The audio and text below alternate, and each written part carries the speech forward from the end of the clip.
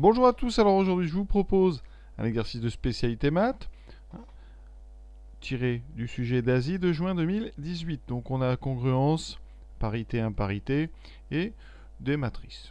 Donc on est parti, donc on a un sujet avec beaucoup de triangles, donc on va faire du Pythagore. On s'intéresse à la figure suivante dans laquelle A, B, C désignent des longueurs d'hypoténuse. Donc A, B, C sont trois réels positifs, ça sera important. Et on a ici trois triangles rectangles, donc on va avoir Pythagore. Il faut montrer ici que U et V, alors UV c'est des longueurs indiquées, vous voyez sur le dessin, il faut montrer que UV sont des solutions de V carré moins 2U carré égale 1.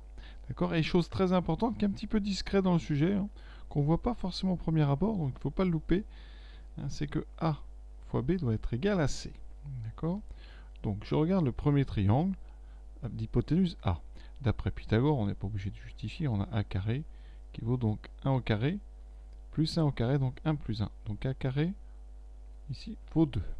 Alors on se dit c'est bizarre parce qu'A carré est fixe, mais c'est pas grave, on se laisse guider par le texte. Deuxième triangle rectangle, celui qui a pour hypoténuse B, je vais peut-être vous le montrer quand même. Donc voilà, ça c'est donc hypoténuse B. Vous avez ici donc, un côté, un deuxième avec un bel angle droit. Donc d'après Pythagore, B carré vaut donc U carré. Donc voilà d'où viennent les carrés de U et de V, plus 1. Et pareil dans le troisième triangle rectangle, le plus grand, on a l'hypoténuse C, donc C carré vaut.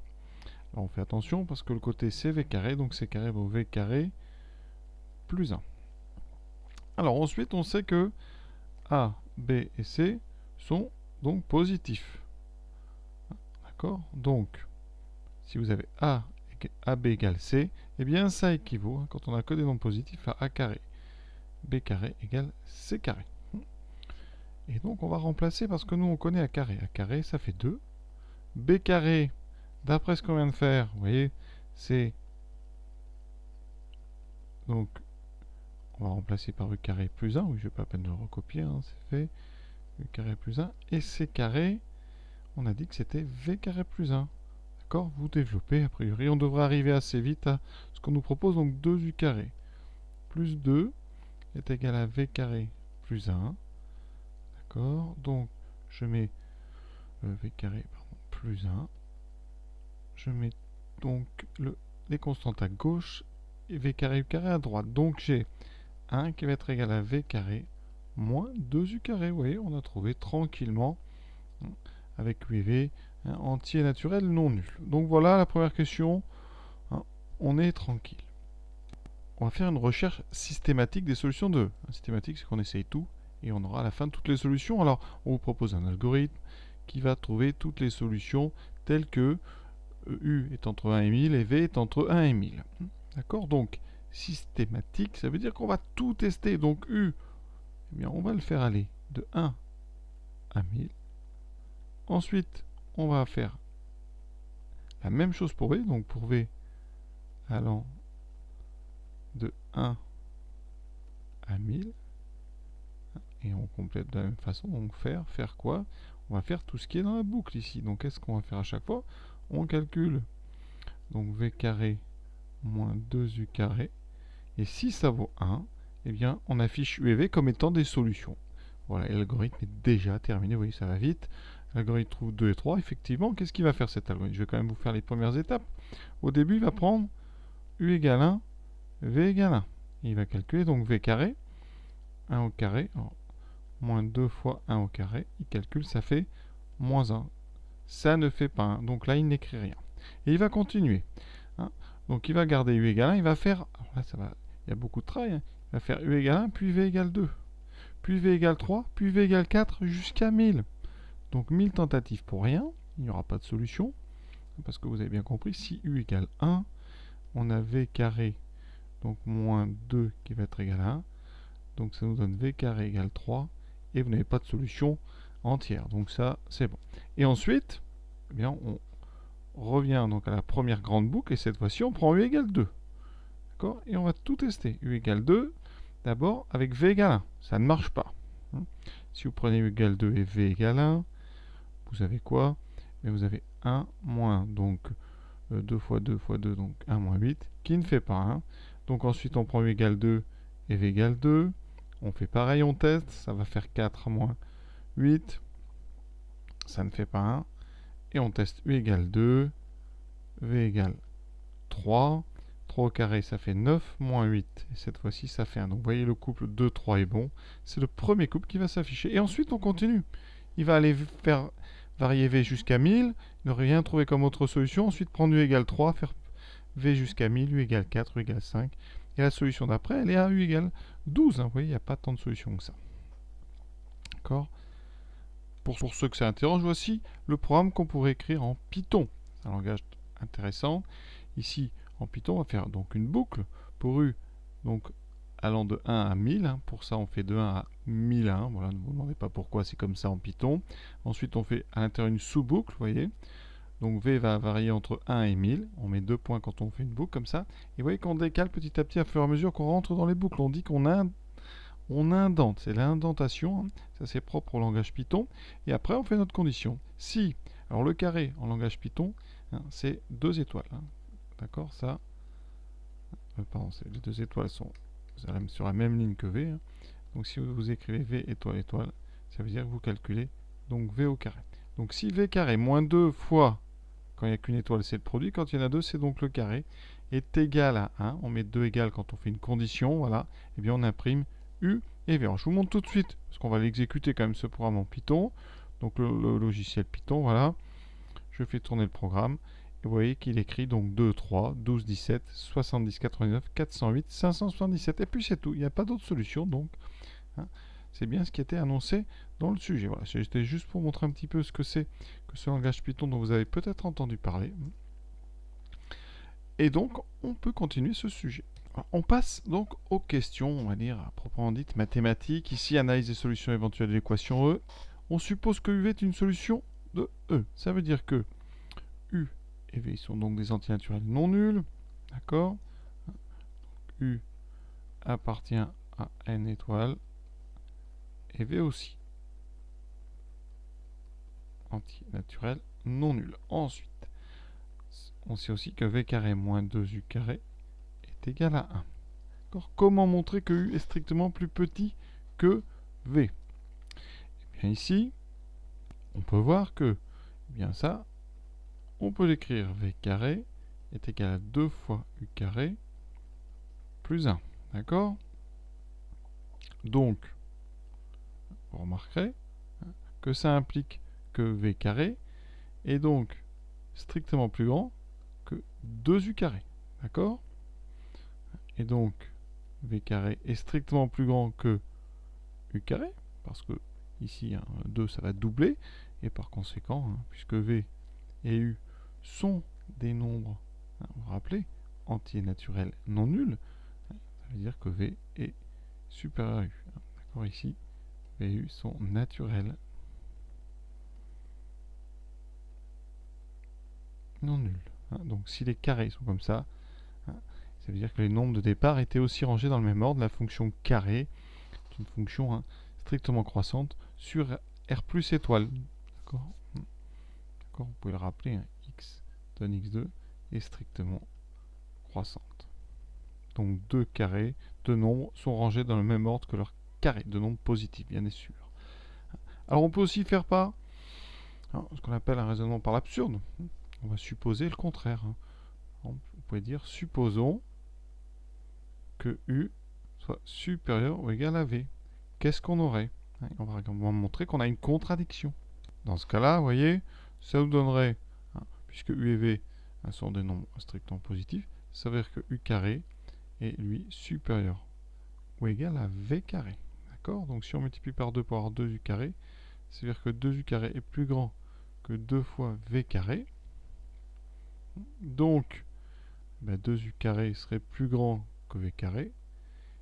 Et là, en mettant 2U carré à droite, j'aurai donc 0 qui est plus grand que V carré moins 2U carré. Et ça, ça ne va pas. Pourquoi? Parce que on sait que V carré moins 2U carré, c'est égal à 1. D'accord? Or, donc ça égale 1. Donc, V carré moins 2U carré, eh bien, ça n'est pas négatif, ça c'est faux. D'accord? Donc, ça veut dire que l'hypothèse fausse. Donc ça, c'est un raisonnement par l'absurde. On part de quelque chose qu'on sait faux pour arriver à une absurdité, quelque chose de faux. Donc hypothèse de départ fausse. Voilà. C'est pas la question la plus simple parce que c'est assez évident finalement, mais dans les justifications, on l'air un petit peu bateau. On ne sait pas trop si on a vraiment justifié ou pas. Donc il faut être assez rigoureux ici. Donc je vais vous dire, vous partez donc de v carré égale 2u carré plus 1. Donc v carré est plus grand strictement que 2u carré. Et après, vous allez enlever les carrés parce que les nombres sont strictement positifs. Alors d'autres méthodes, on peut passer à la racine carrée. Comme v positif, ça veut dire que tout ça, ça équivaut à dire que v, c'est racine carrée de 2u carré plus 1. D'accord? Donc, v va être supérieur strictement à racine de 2u carré.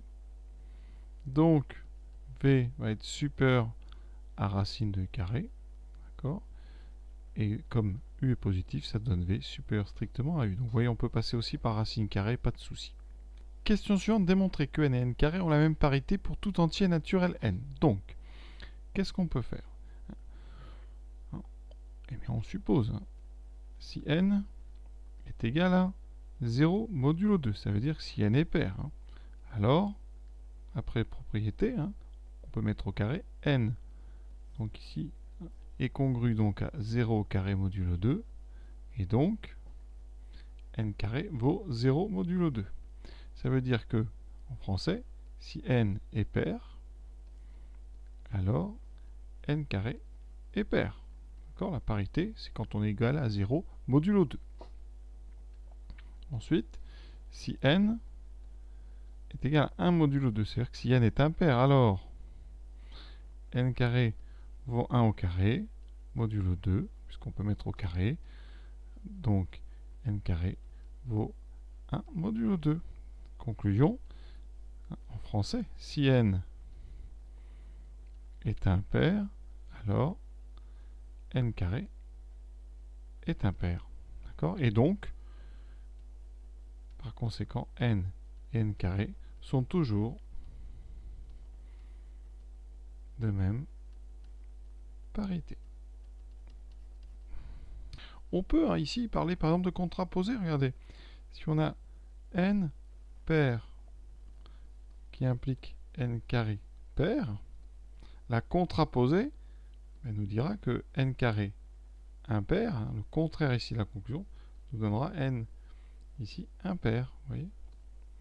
Et comme on sait aussi que n impair donne n carré impair, vous voyez qu'ici on a équivalence, on a les deux dans l'autre sens, et par conséquent, ici, maintenant si je prends la contraposée du dernier, n carré impair, ça fait donc n carré pair, implique n pair. Donc vous voyez, à partir où vous avez fait les deux choses ici, eh bien vous avez tout fait. Vous avez vraiment égalité, enfin équivalence entre n carré pair et n pair. Pour ceux qui n'aiment pas les congruences ou qui ne les maîtrisent pas encore très bien, eh bien on peut considérer si n est pair, alors il existe donc un nombre k appartenant, ici c'est n parce que n est entier naturel, tel que n égale 2 fois k. D'accord? Donc en mettant au carré, n carré vaut 4 fois k carré, et donc vous voyez 4k carré c'est un nombre pair, donc n carré est pair. Et on fait pareil, si n est impair, alors vous pouvez trouver un nombre entier tel que n s'écrit 2k plus 1, et donc en mettant au carré, vous aurez le carré de 2k plus 1, ce qui donne 4k carré plus 4k plus 1. Et ça, vous voyez, on va le mettre sous forme d'un nombre impair, c'est 2 fois 2k carré plus 2k plus 1. Et c'est bien un nombre impair. Donc vous venez de montrer que si n est impair, n carré l'est aussi. Donc voilà, c'est la même démonstration, mais avec les congruences, ça va beaucoup plus vite. Ça simplifie en fait les calculs. Question, c'est démontrer que v est un nombre impair. Alors, qu'est-ce qu'on peut faire? On sait que v carré moins 2u carré est égal à 1. Et on vient de parler des carrés. Donc ça peut être utile. Donc ici, on va transformer. Je vous dis v carré, c'est donc 2u carré plus 1. Qu'est-ce qu'on remarque? Eh bien, 2u carré plus 1, comme u est un entier naturel, ça veut dire que 2u carré plus 1, c'est un nombre pair. D'accord? Parce que 2u carré plus 1. Si vous passez modulo 0, le 2u carré vaudra 0, il restera donc 0 plus 1, c'est-à-dire il vous restera 1, donc un nombre impair. J'ai mis pair, pardon, c'est évidemment impair, vous avez traduit. Alors pourquoi c'est bien? Eh bien, ça veut dire que donc v carré est impair, et d'après la question qu'on vient de faire, ben donc v est aussi impair, puisque v et v carré sont de même parité. C'était vraiment ce qu'on vient de démontrer. Donc vous voyez, c'est très simple, ça aussi, il faut y penser, mais c'est simple. La question qu'on peut se poser, c'est peut-on raisonner par l'absurde? Par exemple, on va supposer, donc supposons que v est un nombre pair. D'accord? Dans ce cas-là, donc, v carré serait pair, puisqu'on vient de montrer que v et v carré sont de même parité. Par conséquent, on a ainsi, donc, v carré qui est pair, 2 fois u carré, puisque c'est 2 fois un entier qui est pair, donc, par combinaison, v carré plus 2 u carré est donc pair. Or, v carré plus 2u carré vaut 1, et donc ces deux choses-là, c'est absurde, c'est impossible, donc notre supposition est fausse, et donc v est impair. Vous voyez, une autre façon de démontrer. Toujours, donc en maths, on a comme ça des possibilités de démontrer ce qu'on appelle l'absurde. On suppose que quelque chose est vrai, et en tombant sur une absurdité, eh bien, on arrive à démontrer que donc, la supposition de départ était fausse. Ça marche assez bien, c'est plutôt sympa. Pour ceux qui aiment les congruences, donc v carré moins 2u carré égale 1. On va passer modulo 2. Ça veut dire donc que v carré est égal à, on va aller doucement, v carré moins 2 fois u carré, donc moins 0, est congru à 1 modulo 2. Donc, v carré est égal à 1 modulo 2. Par conséquent, comme v et v carré ont même parité, ça veut dire que v va aussi être égal à 1 modulo 2. Par conséquent, v est un nombre impair. Dans tous les cas, de toute façon, vous voyez, on se sert de ce qu'on a démontré juste avant, que n et n carré ont la même parité. Question 2, établir que 2u carré égale v moins 1 fois v plus 1. Est-ce que c'est difficile? Là, sincèrement, ça c'est tranquille. Alors, on peut partir, je veux dire, de v carré moins 2u carré égale 1, en transformant. On va mettre donc 2u carré de l'autre côté, ça fait v carré moins 1 égale 2u carré. Et en factorisant v carré moins 1, ça fait v moins 1 fois v plus 1 qui vaut 2u carré. Donc c'est exactement ce qu'on voulait démontrer. Sinon, qu'est-ce qu'on fait? On développe v moins 1 fois v plus 1. On sait que c'est v carré moins 1. D'accord? Et ça, qu'est-ce qu'on en fait? Or, d'après le texte, or, v carré moins 1, on sait que c'est égal à 2u carré. D'où, eh bien, 2u carré qui vaut v moins 1 fois v plus 1. Maintenant, on déduire que v est un nombre pair. Alors, on a démontré que v était impair. Donc, v moins 1 et v plus 1 sont des nombres pairs.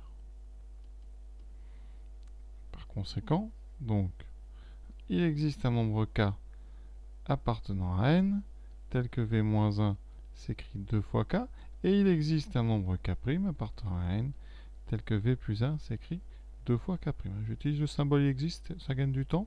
Par conséquent, donc, v moins 1 fois v plus 1, c'est 2k fois 2k', c'est donc 4 fois k'. D'où, donc il existe k et k', tel que 2 fois u carré s'écrivent 4 fois k'. Et donc, u carré vaudrait 2 fois k'. D'accord? U carré, c'est donc 2 fois un entier naturel. Donc u carré, comme c'est 2 fois quelque chose, c'est un nombre pair. Et encore une fois, la même question qu'on a utilisée plusieurs fois. U carré est pair. Et donc, comme u et u carré ont même parité, ça veut dire que u est lui aussi pair. Et on a terminé notre raisonnement. Vous voyez, c'est pas difficile.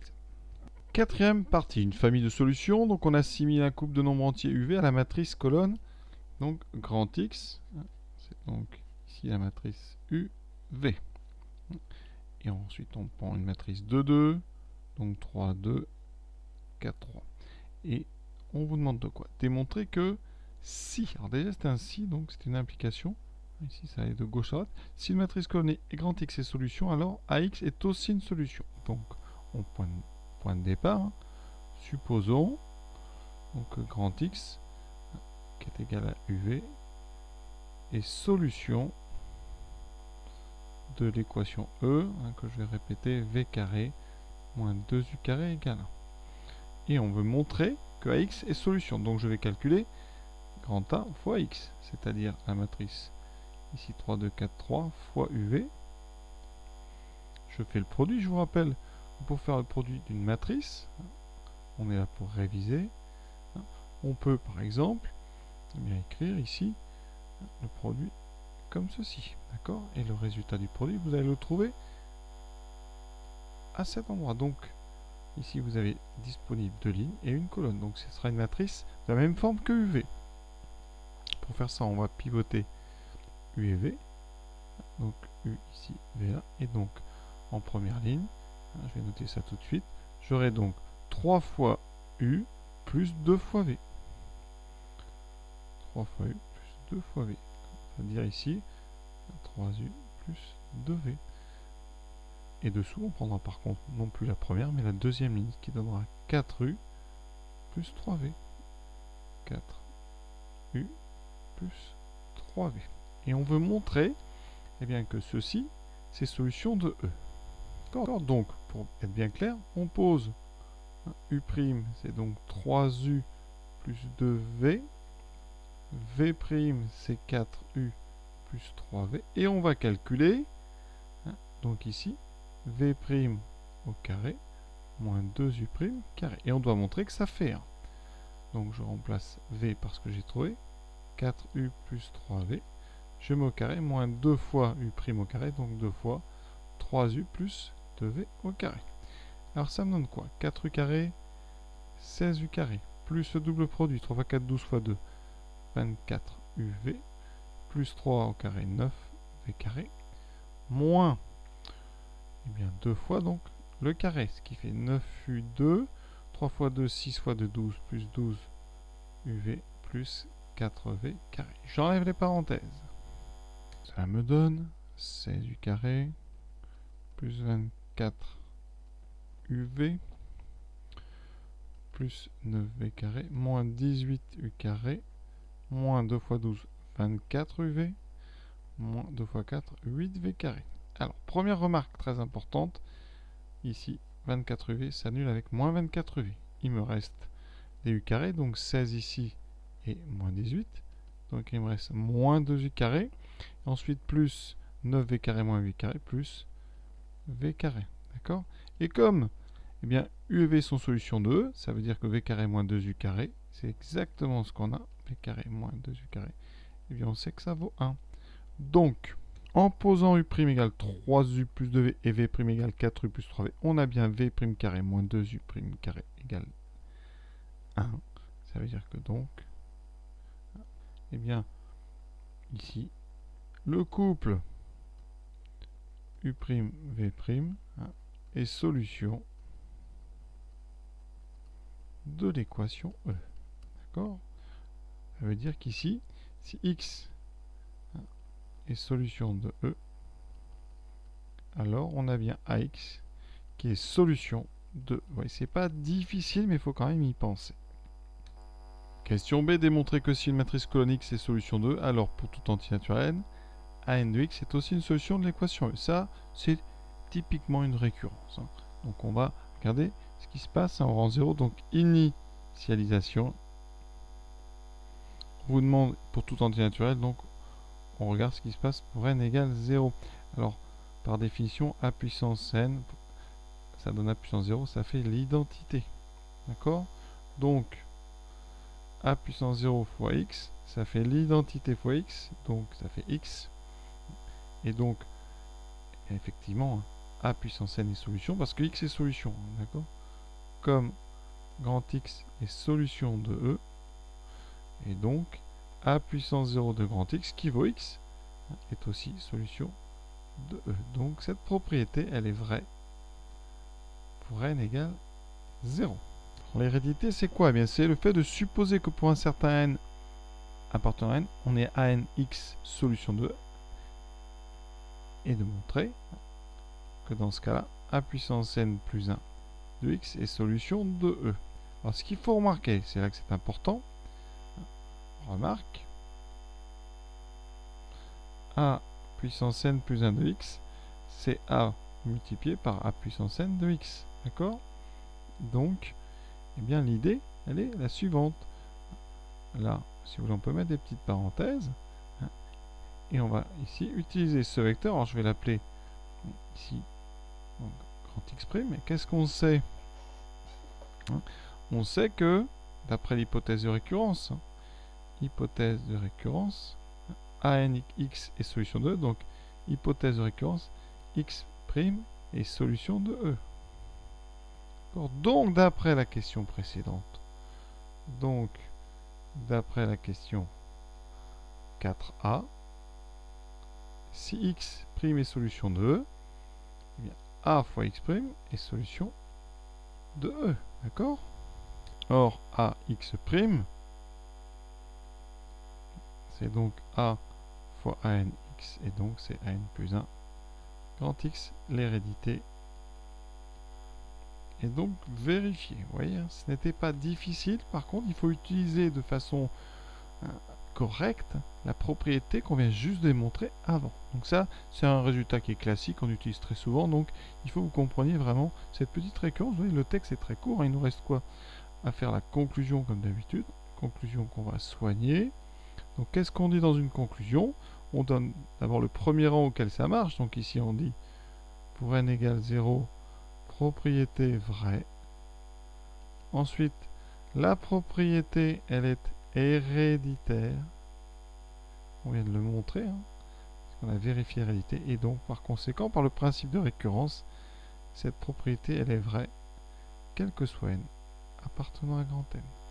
Voilà donc pour notre question, que certains ont trouvé difficile, mais vous voyez qui est vraiment classique, hein, et c'est court, hein, très court. Dernière question. À l'aide de la calculatrice, donnez un couple UV solution de l'équation E telle que V est plus grand que 10 000.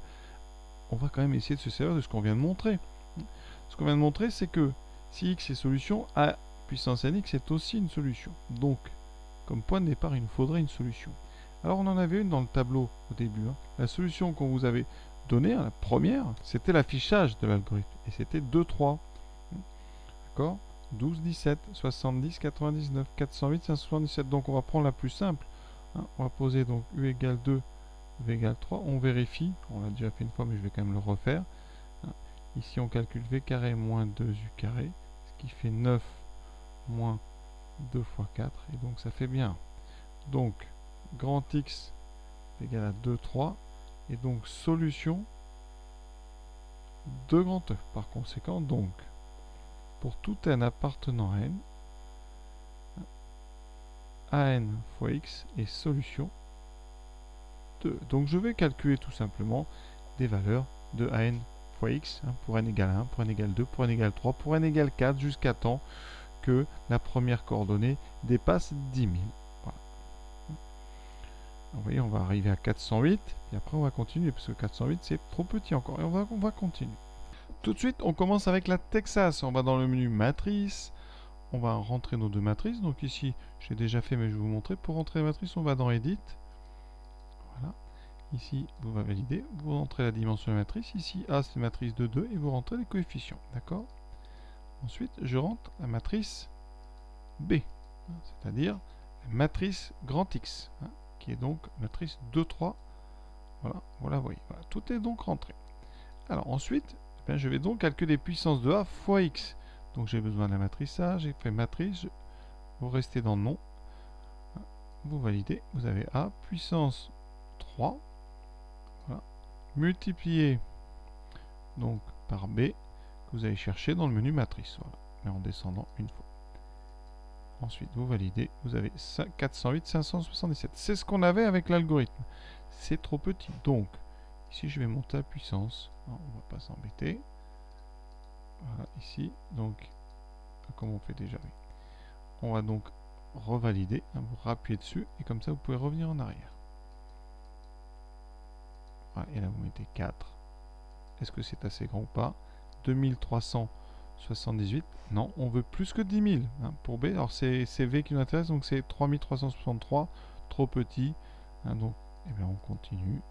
D'accord? Donc là, on va souligner, on le revalide et on change de 4 en puissance 5. Il faut donc une deuxième coordonnée. Voilà, c'est 19 601. Donc on a le couple ici, 13 860, 19 600. Voyons rapidement sur une Casio ce que ça donne pour rafraîchir la mémoire. Donc ici, on va dans le menu normal et on va aller dans matrice, vous voyez. Et là, on va rentrer dans matrice ici, dimension 2, 2, voilà. Je vais la rendre cette matrice, donc 3, 2, 4 et 3. Voilà une première matrice. Maintenant, je recule. Je vais définir la matrice B. Matrice 2 lignes, une colonne. Donc, on a dit c'était la matrice 2, 3. Hein, U égale 2, V égale 3. Voilà. On sort de tout ça. Et maintenant, on va donc le menu OPTN. Et on va dans le menu matrice. C'est pas forcément toujours pratique. Donc, on fait matrice grand A, puissance 5 fois matrice grand B, donc alpha B. On valide et vous voyez qu'on a le nombre qui s'affiche et c'est déjà terminé. Voilà, cet exercice touche à sa fin. J'espère que ça vous a plu. Bon, c'est un exercice pas très difficile qui permet de réviser quelques grands classiques, on va dire, des exercices de spécialité au bac S. Voilà, à très bientôt.